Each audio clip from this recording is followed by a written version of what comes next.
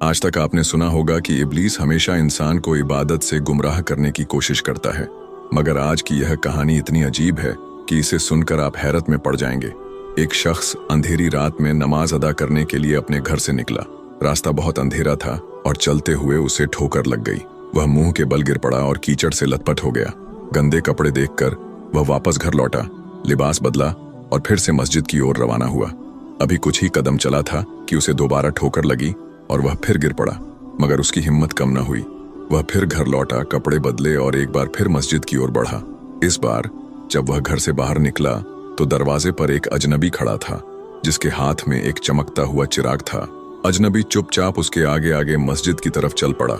चिराग की रोशनी में इस बार रास्ता साफ नजर आ रहा था और वह बिना किसी मुश्किल के मस्जिद पहुंच गया। मस्जिद के दरवाजे पर वह अजनबी ठहर गया और नमाजी अंदर चला गया। नमाज अदा करने के बाद जब वह बाहर निकला तो देखा कि वह अजनबी अभी भी खड़ा था, मानो उसे घर छोड़ने आया हो। नमाजी को अजनबी पर शक हुआ और उसने उससे पूछा, आप कौन हैं?